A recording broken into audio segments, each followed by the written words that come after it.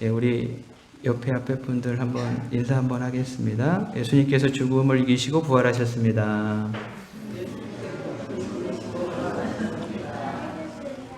네. 올해도 어김없이 우리 부활주일을 맞이하고 있는데요. 부활주일은 우리 기독교의 가장 큰 절기입니다. 아마 예전 같았으면 우리 정읍에서도 기독교연합회 주관으로 부활주일 새벽 기도회가 열렸을 것이고, 교회마다 부활절을 축하하는 플래카드가 걸렸을 것입니다. 또 교회들마다 달걀을 삶아서 기쁨으로 함께 나누었을 것인데, 이번에는 그렇게 하기가 어렵습니다. 사실 오늘 오셨지만 함께 전부가 모이기가 어렵고, 또 기쁨을 나누기도 참 힘든 부활주일을 맞이하고 있습니다. 코로나19로 인해서 이제 우리나라는 어느 정도 안정을 찾아가고 있지만 전 세계가 두려움에 쌓여 있고 죽음의 공포가 이어지고 있습니다. 며칠 전에 우리 터키 선교사님에게서 문자가 왔어요. 기도 부탁을 한다고 문자가 왔는데 지금 터키 전국이 락다운 상태가 되었답니다. 외출 금지령이 내려졌다고 합니다. 뉴스를 보니까 미국에서는 계속 늘어나는 시신을 그 외딴 섬에 이렇게 매장을 하고 있는 모습을 볼 수 있었습니다. 이런 상황 속에서 우리는 부활주일을 맞이하고 있습니다. 그런데 가만히 우리가 생각을 해보면 이런 때가 정말 예수님의 부활의 능력이 필요한 때가 아닌가. 또 우리가 주님의 부활과 또 우리의 부활을 정말 믿고 있는지 확인해 볼 수 있는 때가 아닐까, 이런 생각을 해봅니다. 우리 성도님들에게 질문을 한번 드려보면, 여러분은 예수님의 부활을 믿으십니까? 네. 또한 부활의 첫 열매가 되시는 예수 그리스도를 믿는 우리들도 부활할 것을 믿으십니까? 네. 여기서 우리가 뭔가를 믿는다고 할 때 좀 점검해야 될 것이 하나 있습니다. 요즘 우리 교회 밴드에 중직자들이 묵상 글을 올리고 있는데요. 지난 수요일에 베드로가 예수님을 3번 부인한 그런 내용의 이제 본문에 글이 올라왔습니다. 저도 그 본문을 묵상하면서 제가 이런 답글을 달았어요. 내가 베드로라면 나는 어떻게 했을까 고민하는 하루입니다. 마가복음 14장 31절을 보면 베드로가 예수님께 이렇게 얘기를 합니다. 내가 주와 함께 죽을지언정 주를 부인하지 않겠습니다.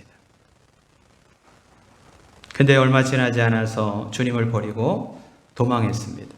3번이나 주님을 부인을 했습니다. 그러니까 입으로는 믿는다고 고백을 했지만 정작 삶으로 그것을, 그 믿음을 입증해야 될 상황이 닥쳤을 때 그렇게 하지 못했다는 것입니다. 연약한 믿음이었습니다. 부활도 그런 것 같아요. 우리가 입술로는 부활을 믿는다고 고백하고 확신하는 것, 사실 그것도 중요합니다. 그러나 그 부활의 믿음을 삶으로 증명해야 될 때를 만납니다. 우리 모두는 아마 다 죽음 앞에 설 것입니다. 아니면 죽음과 같은 시련과 절망 앞에 설 때도 있습니다. 어쩌면 지금과 같은 현실 앞에서 죽음을 이기시고 부활하신 주님을 믿음으로, 두려움이 아니라 담대함, 낙심과 절망이 아니라 소망을 가지고 다시 일어나 용기를 갖는 것, 이게 진정 우리가 부활의 신앙을 믿고 있다는 증거가 아니겠는가. 우리 늘봄 교우들이 이 부활의 신앙을 꼭 가질 수 있기를 바랍니다. 또 그 부활의 신앙이 이론적인 것이 아니라 우리 매일매일 삶 가운데 부활의 능력을 경험하는 우리 복된 늘봄 성도들이 될 수 있기를 원합니다. 근데 사실 오늘 본문 말씀을 가만히 보면 이 부활을 믿는다는 것이 결코 쉽지는 않습니다. 사실 교회를 오래 다니시는 분들은 뭐 이런 고민 안 해요. 그냥 부활주일 되면 예배를 드리고 당연히 부활을 믿는다라고 생각을 합니다. 자, 우리 구절을 한번 볼까요? 우리가 읽었던 구절 말씀을 보면 예수님께서 십자가에서 죽으셔요. 그때가 금요일입니다. 그리고 구절에 보니까 안식 후 첫날 이른 아침. 안식 후 첫날은 오늘 주일 새벽에 예수님께서 부활하셨습니다. 근데 그 부활하신 주님이 맨 처음에 누구에게 나타나셨냐면 7 귀신을 쫓아내어 주었던 막달라 마리아라는 여인에게 예수님이 나타나십니다. 이 막달라 마리아가 부활하신 예수님을 만나고 누구에게 이 소식을 전하냐면 10절에 보니까 마리아가 가서 예수와 함께하던 사람들, 예수와 함께했던 사람들은 누구일까요? 제자들이겠죠. 제자들에게 예수님께서 부활하셨다. 그 부활하신 주님을 내가 만났다라고 이야기를 합니다. 근데 제자들의 반응이 어떠했는가? 11절 우리 같이 한번 읽어볼까요? 시작. 그들이 예수께서 살아나셨다는 것과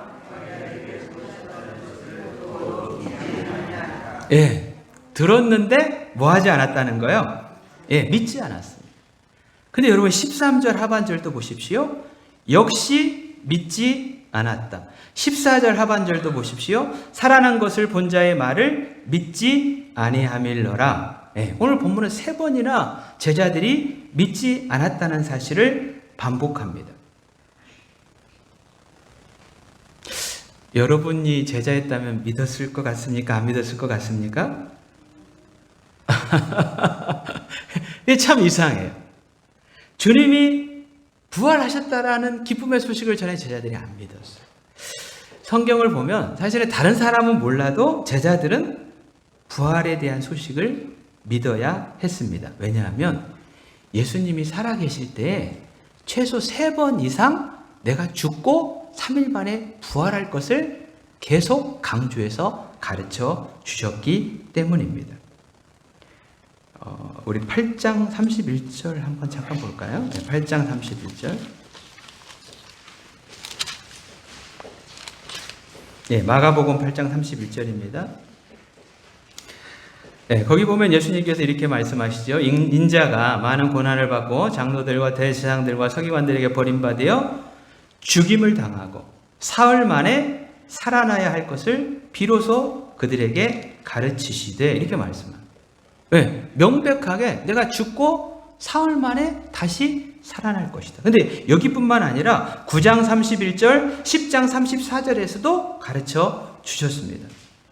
근데 제자들은 막상 주님이 말씀하셨던 대로 다시 살아나시고 그것이 현실이 되었는데 믿지 못하고 있는 것이죠. 예수님이 부활하실 것을 제자들은 기대하지도 사실 않았습니다. 그리고 부활하셨다는 얘기를 듣고도 믿지 않습니다. 그런 제자들이 지금 어떤 상황에 빠져 있냐면 오늘 본문 10절에 보니까 중간 부분에 보면 예수와 함께하던 사람들이 뭐하고 있습니까? 지금 슬퍼하며 울고 있는 중에 이렇게 말씀을 하고 있습니다. 제자들이 지금 슬픔과 절망이 가득합니다. 울고 있습니다. 뭐가 그렇게 슬플까요? 슬플 수밖에 없죠. 3년 동안 함께 동거동락했던 사랑하는 주님께서 어제 그제 며칠 전에 가장 저주스러운 십자가에서 돌아가신 것입니다. 그리고 자신들은 주님을 절대 버리지 않겠다고 장담을 했는데 주님 붙잡힐 때 다 도망가 버렸어요. 그걸만 생각하면 부끄럽고 죄송하기 그지없습니다. 근데 사실 제자들에게 가장 두려운 것은 예수님을 잡아 죽인 자들이 이제는 제자들도 잡아 죽일 수 있다는 것입니다. 근데 자신들을 지켜줄 예수님이 계시지 않습니다. 너무도 암담한 거예요. 모든 것이 사실 제자들은 지금 무너져 버린 상태입니다. 그래서 슬픔과 두려움, 절망 가운데 눈물을 흘리고 있습니다. 근데 여러분, 사실 제자들은 지금 이렇게 슬픔과 절망에 빠져 있을 이유가 있습니까? 없습니까? 사실은 없어요. 주님께서 죽음을 이기시고 부활하셨기 때문입니다. 주님께서 지금 죽음 가운데 계시지 않기 때문에 그렇습니다. 이들이 주님의 부활을 믿었다면 슬픔이 변하여 기쁨이 되었을 것입니다. 절망이 변하여 소망이 되었을 것이고 두려움이 변하여 찬송이 되었을 것입니다. 그러나 제자들은 듣고도 믿지 않았습니다. 믿지 않으니까 사실은 예수님이 부활하셨는데 그 부활의 능력이 제자들하고는 아무런 상관이 없었다는 것이죠. 사실 지금 우리도 그럴 수 있습니다. 예수님이 부활하셨습니까? 안 하셨습니까? 예, 예수님 부활하셨어요. 근데 그 부활하신 예수님을 우리가 인정하지 않고 믿지 못한다고 한다면 사실 예수님 부활하셔도 우리와 아무런 부활의 능력이 상관이 없다는 것입니다. 그래서 슬퍼하고 낙심하고 절망 가운데 빠져 있을 수 있다는 것이죠. 그렇다면 여러분, 오늘 본문을 보면서 제자들이 그 주님이 부활하셨는데 그 소식을 들었음에도 불구하고 믿지 못한 이유는 도대체 뭘까요? 그렇게 예수님이 살아계실 때 몇 번 반복해가지고 내가 부활할 것이라는 것을 말씀하셨음에도 불구하고 믿지 못하는 이유는 도대체 무엇일까? 네, 오늘 본문에 답이 나와 있습니다. 14절을 한번 보시죠. 14절 중간 부분에 보면 예수님이 제자들에게 나타나셔서 책망을 하십니다. 근데 뭘 책망을 하시냐면 예수께서 그들에게 나타나사 그들의 뭐가 없어요?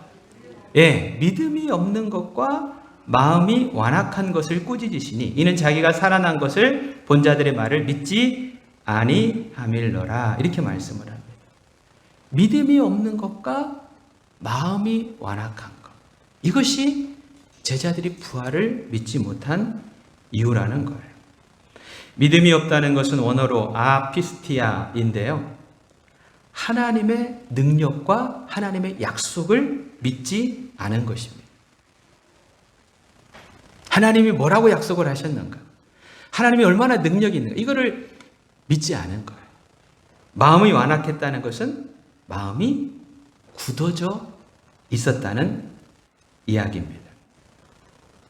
그러니까 주님께서 몇 차례 반복적으로 말씀하셨지만 제자들은 다른 데 관심이 있었습니다. 말씀을 그대로 받아들이지 않았습니다. 말씀을 그대로 믿지 못했습니다.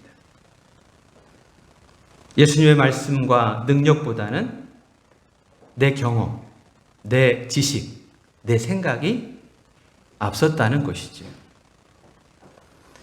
그러니까 이제 예수님이 그렇게 말씀하셨어도 이렇게 생각할 수 있어요. 말씀을 들으면서 에이, 어떻게 그런 일이 있을 수 있어? 내가 살아날 것이다. 그랬을 때 아마 진짜 살아난다는 얘기는 아니고 아마 다른 어떤 방식으로 살아난다는 그런 의미겠지. 라고 그냥 본인들이 생각하고 싶은 대로 생각을 했을 수 있다는 것입니다. 우리가 이렇게 설교를 하고 듣는 것도 그럴 때가 있어요. 예, 우리는 다 사실은 의사소통을 할 때 내 방식대로 받아들인 경우가 있습니다. 예, 소통이 잘 안 된다 그러잖아요. 예, 의도대로 받아들이지 못할 때가 있다. 제자들이 그랬다는 것입니다. 근데 대부분 그럴 때는 사실 그 말을 그대로 받아들이려고 하는 것보다 내 생각이나 내 경험이나 내 주장이 강하면 사실은 거기에서 왜곡이 일어나게 되는 것을 보게 됩니다. 이게 제자들만의 문제는 아니라는 것입니다. 많은 사람들이 부활에 대해서 듣고 알면서도 사실은 믿지 못하는 이유가 여기 있습니다. 사실 어떤 분들은 나는 부활을 못 믿겠다라고 솔직하게 얘기하는 분도 있어요. 근데 어떤 분들은 말은 안 하지만 마음속에 에이, 그런 일이 어떻게 일어날 수 있어 라고 생각하는 분들도 있을 것입니다. 초대교회 가운데 고린도 교회 성도들도 그런 생각을 가지고 있었습니다. 이들은 교회는 다녔지만 예수님의 부활은 우리는 믿을 수 없다고 생각을 했습니다. 그런 사람들에게 바울이 이렇게 이 얘기를 해요. 고린도전서 15장 12절, 그리스도께서 죽은 자 가운데서 다시 살아나셨다 전파되었거늘 너희 중에서 어떤 사람들은 어찌하여 죽은 자 가운데서 부활이 없다 하느냐. 예수님이 부활하셨는데 왜 너희들, 고린도 교회 성도들이에요. 교회 다니는 성도들 가운데 왜 부활이 없다고 그렇게 이야기하느냐. 이렇게 바울이 지적을 합니다. 당시에는 헬라 철학이 많은 사람들의 영향을 미쳤습니다. 헬라 철학의 특징은 모든 것이 좀 합리적이어야 되고 과학적이어야 한다라고 생각을 했습니다. 그런 풍토 가운데 부활은 합리적이지도 않고 사실 과학적이지도 않습니다. 그래서 믿을 수 없다고 얘기를 한 것이죠. 그런 고린도 교회 성도들에게 바울이 이렇게 얘기합니다. 고린도서 15장 14절. 그리스도께서 만일 다시 살아나지 못하셨으면 우리가 전파하는 것도 헛것이요 또 너희 믿음도 헛것이며 이렇게 얘기를 합니다. 사실은 부활을 믿지 못한다고 하면 사실은 신앙은 헛된 것이라는 이야기입니다. 근데 여러분 사실 부활뿐만이 아니고 어떻게 보면 기독교의 중요한 교리들은 합리적이거나 과학적이지는 않습니다. 창조. 하나님이 세상을 말씀으로 창조하셨다. 성육신. 하나님의 아들이 이 땅에 인간의 몸을 입고 오셨다. 동정녀 탄생. 예수님께서 처녀의 몸에 성령으로 잉태되어 태어나셨다. 부활. 죽은 자가 3일 만에 다시 살아났다. 이게 굉장히 기독교에서 중요한 교리입니다. 근데 전부 과학적이지도 않고 합리적이지도 않습니다. 그래서 어떤 분들은 사실은 이게 성경에 나와 있는 좋은 얘기들, 예수님의 가르침이 좋아서 예수를 믿으려고 하다가도 이런 게 걸림돌이 되는 거예요. 이걸 도대체 어떻게 믿을 수 있단 말인가? 예수님의 제자 중에서도 그런 사람이 있었습니다. 도마라고 하는 사람이에요. 요한복음 20장에 보면 다른 제자들은 부활하신 주님을 다 만났는데 그때 이 도마라는 제자는 그 자리에 없었습니다. 제자들이 우리 부활하신 주님 만났다 그러니까 도마가 이렇게 얘기를 하죠. 요한복음 20장 25절 내가 그의 손에 못자국을 보며 내 손가락을 그 못자국에 넣으며 내 손을 그 옆구리에 넣어보지 않고는 믿지 아니하겠노라. 예수님 내가 두 눈으로 확인하기 전에는 믿을 수가 없다. 그런 도마에게 예수님께서 나타나셔서 말씀을 하시죠. 요한복음 20장 27절 야, 네 손가락 이리 내밀어서 내 손을 보고 네 손을 내밀어 내 옆구리에 넣어보고 그리하여 믿음 없는 자가 되지 말고 믿는 자가 되어라. 그렇게 하고 도마가 예수님을 그렇게 보고 만져보니 믿지 않을 수가 없었습니다. 그때 예수님께서 이렇게 말씀하시죠. 요한복음 20장 29절 너는 나를 본고로 믿느냐 보지 못하고 믿는 자는 복되도다. 어떤 사람이 복되다고 말씀을 하십니까? 보지 못하고 믿는 사람이 복되도다 이렇게 말씀을 하십니다. 그럼 여러분 보지 못하고 믿는 사람들은 어떤 사람들일까요? 제가 예를 하나 들어볼게요. 제가 우리 이재원 집사님한테 10억을 드리겠습니다. 이걸 믿으시겠습니까? 못 믿겠습니까? 말을 잘하셔. 받을 수도 있고 못 받을 수도 있고. 이재호 이사님이 말은 안 하지만 못 믿어요. 왜 못 믿어요? 제 능력이 그렇게 안 되는 걸 아니까 못 믿는 것입니다. 보지 않고 믿는다는 것은 우리가 하나님을 신뢰하고 하나님의 능력을 믿으면 보지 않고 믿을 수 있다는 것이죠. 이게 안 되면 사실은 절대 믿기가 어려운 것입니다. 근데 여러분, 우리가 코로나 사태를 만나면서 사실은 뭐가 드러났냐면 우리 인간의 연약함과 한계와 무지가 절실히 드러났습니다. 눈에 보이지 않는 작은 바이러스 하나 때문에 세계가 완전히 무너져 버렸습니다. 최첨단 시대라고 하는데 우리가 알 수 없고 해결할 수 없는 문제가 태산과 같이 많이 있습니다. 근데 여러분, 신앙이라고 하는 것은 사실은 보이지 않는 영적인 세계예요. 이걸 우리가 안다면 얼마나 알 수 있겠습니까? 우리 한계를 가진 우리 자신이 내가 보고 확인한 것만 믿겠다고 한다면 사실은 그거는 있을 수 없는 일이라고 하는 것입니다. 우리가 이런 상황 속에서 우리의 한계를 인정하고 우리의 연약함과 무지를 인정하고 겸손하게 하나님의 말씀을 통해서 하나님께 제시하시는 구원의 길을 걷는 것이 필요하다는 것입니다. 이게 사실은 지혜로운 믿음의 길이라고 말씀을 하고 있는 것이죠. 여러분, 오늘 본문에 이 앞부분과 뒷부분이 좀 대조를 이루고 있어요. 말씀드린 것처럼 앞부분은 제자들이 듣고도 믿어요, 안 믿어요? 믿지 않습니다. 근데 이 이야기를 강조하는 이유는 무엇이냐면 우리가 15절을 보면은 이런 말씀이 있어요. 너희는 온 천하에 다니며 만민에게 복음을 전파하라 말씀을 하죠. 근데 16절, 17절에 또 반복되는 얘기가 뭐냐면 믿고 세례를 받는 사람은 구원을 받고 믿지 않는 사람은 정죄를 받을 것이고 17절에는 믿는 자들에게는 이런 표적이 따른다고 말씀을 합니다. 그러니까 여기는 믿는 것의 중요성을 지금 강조를 하고 있습니다. 복음이 전파되는데 어떤 사람은 믿고 어떤 사람은 안 믿어요. 근데 이 믿고 안 믿고가 뭐하고 연결이 되냐면 사실은 영적으로 사느냐 죽느냐와 연결되는 대단히 중요한 문제라고 하는 것입니다. 이 제자들의 예를 통하여서 이 믿지 않는 것이 사실은 위험한 일이고 어리석은 일이다.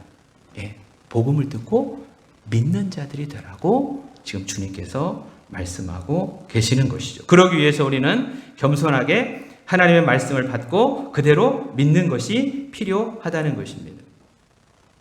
여러분, 사실 성경이 과학적이거나 합리적이지 않습니다. 그래서 믿기가 어려운데 사실은 이 말씀이나 복음이 믿기 어려운 것은 무엇이냐면 하나님의 경륜을 우리가 다 이해할 수 없기 때문에 사실은 이게 믿기가 어려운 거예요. 우리 한계 때문에. 아까 드렸던 이 성경에 나와 있는 믿기 어려운 것에 대한 성경적인 답을 그냥 간단하게, 그냥 드러난 것만 제가 간단하게 설명을 하면 이렇게 설명할 수 있어요. 성육신. 왜 하나님의 아들이 인간의 몸을 입고 이 땅에 와야 하는가? 이 죄로 인해서 사실 하나님과 인간 사이가 단절이 됐습니다. 구원자는 이 하나님과 인간 사이 다리를 놓는 역할을 하는 거예요. 근데 이 다리는 누가 놓을 수 있냐면 하나님과 인간 사이이기 때문에 하나님이시면서 인간인분이 다리를 놓을 수 있다는 것입니다. 그래서 하나님의 아들 예수 그리스도가 인간의 몸을 입고 이 땅에 오시는 것이 필요했다는 이야기죠. 동정녀의 탄생. 죄의 문제를 해결하기 위해서는 죄 없으신 분만 그 문제를 해결할 수 있습니다. 근데 사람과 사람 사이의 관계를 통해서 태어나는 모든 사람들은 뭘 가지고 태어납니까? 원죄를 가지고 태어납니다. 그런 방식으로는 죄 없는 분이 태어날 수 없다는 것이죠. 그래서 동정녀의 몸에 성령으로 잉태해서 예수 그리스도께서 이 땅에 오신 것입니다. 부활이라고 하는 것.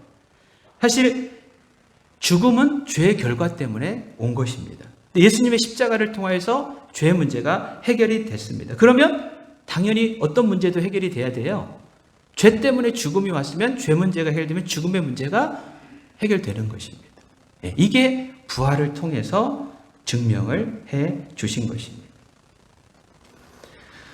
그래서 여러분, 우리가 부활을 믿는다는 것은 믿습니다라고 우리가 그냥 입술로 고백한다든지, 나는 그동안에도 계속 부활주의를 지내오고 믿어왔으니까 당연히 믿는다라고 넘어갈 그런 부분이 아니라는 것이죠.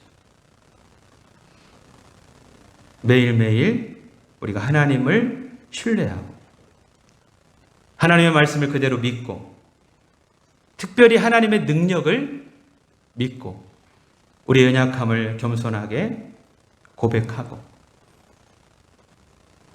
그러면서 어떤 상황과 환경 속에서도 부활의 주님께서 우리와 지금도 함께 하신다는 사실을 매 순간 확신하는 것. 이것이 부활신앙을 우리 삶으로 증명하는 그런 믿음의 삶이다. 여러분, 이 사실을 꼭 기억할 수 있기를 바랍니다. 여러분, 부활을 믿게 되면 어떻게 되는가? 오늘 본문이 이제 끝으로 이런 얘기를 하고 있어요. 우리가 부활을 믿는다면 17절 한번 같이 읽어보겠습니다. 믿는 자들에게 17절 시작. 믿는 자들에게는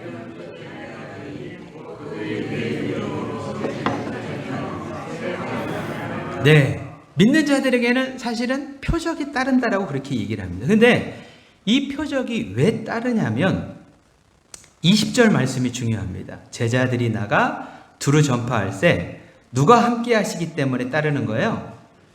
주께서 함께 하시기 때문에 이 표적과 역사가 나타나는 것이다. 이렇게 말씀을 합니다. 부활하신 주님이 함께 하시는 것이죠. 이거를 마태복음 28장 20절은 이렇게 얘기합니다. 볼지어다 내가 세상 끝날까지 너희와 항상 함께 있으리라 하시니라. 믿지 않던 제자들이 부활하신 주님을 만났습니다. 부활을 확신하게 되었습니다. 부활하신 주님이 언제 어디서나 함께 하심을 믿게 되었습니다. 그러자 제자들의 삶이 변했습니다.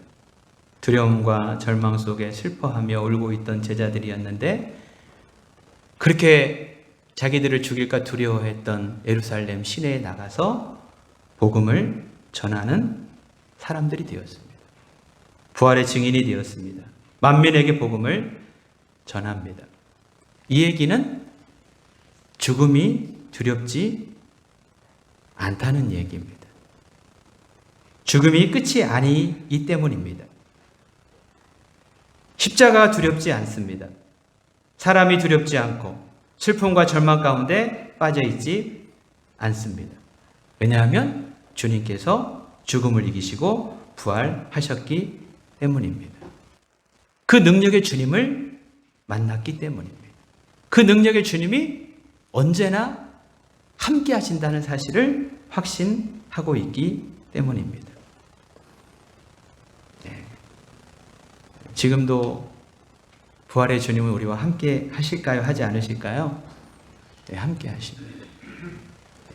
이 사실을 우리 늘봄 성도들이 꼭 기억하면서, 그렇다면 사실 부활은 부활주일만 우리가 기억하고 이야기해야 될 부분이 아니라 사실은 매 순간 삶의 현장 속에서 그 부활의 능력을 경험하는 것, 이것이 진정한 부활의 능력이요 부활의 믿음이라고 하는 사실을 기억해야 할 것입니다.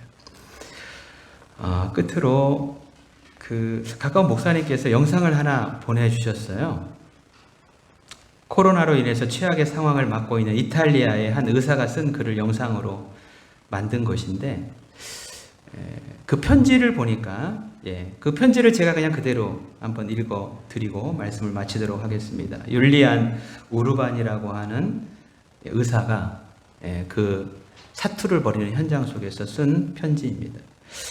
많은 어두운 악몽 같은 순간들을 지나왔지만 지난 3주 동안 여기 우리 병원에서 발생한 일들을 내가 보고 경험할 것이라고는 상상도 해본 적이 없습니다. 그 악몽은 실제로 흐르고 있고 또 그 흐름은 더욱 거대해져만 갑니다. 처음에는 몇 명이 병원으로 실려왔고 그 다음은 몇십 명 그리고 몇백 명이 몰려옵니다. 이제 우리는 더 이상 의사가 아닙니다. 우리는 그저 누가 살 수 있고 누가 죽음을 맞이하러 지구로 보내져야 하는지를 결정해 나벨을 분류하는 사람들에 불과합니다. 2주 전까지 나와 나의 동료들은 무신론자였습니다. 이것은 이상한 일이 아닙니다. 우리는 하나님의 임재 같은 것에 의지하지 않고 사람을 치료하는 논리적인 학문을 배웠습니다. 나는 언제나 나의 부모님이 교회에 가는 것을 비웃었습니다. 9일 전 75세의 한 목사님이 바이러스 확진자로 우리에게 도착했습니다. 그는 점잖은 분이었지만 호흡하기에 심각한 문제를 가지고 있었으며 병원까지 성경을 가지고 왔습니다. 그는 주위에 죽어가는 이들의 손을 잡아줄 뿐 아니라 그들에게 성경을 읽어주곤 했습니다. 그리고 그것은 우리에게 깊은 인상을 주었습니다. 우리가 처음 그의 전하는 말을 들을 약간의 시간을 가졌을 때도 우리는 모두 그저 피곤함에 눌리고 낙담한 의사들이었고 정신적으로나 육체적으로나 끝난 상태였습니다. 지금 우리는 고백할 수 있습니다. 한낱 인간인 우리는 매일 수많은 사람이 죽어나가는 이 상황에 더 이상 무엇을 할 수도 없는 한계에 이르렀습니다. 우리는 지쳤고 우리 동료 2명은 사망했으며 다른 동료들은 바이러스에 확진되었습니다. 그런데 인간이 할 수 있는 일이 끝나는 거기에서 우리는 하나님이 필요함을 깨달았습니다. 그리고 짧은 몇 분의 휴식 시간이 주어질 때 우리는 하나님께 도움을 구하기 시작했습니다. 우리는 서로 이 얘기를 나눕니다.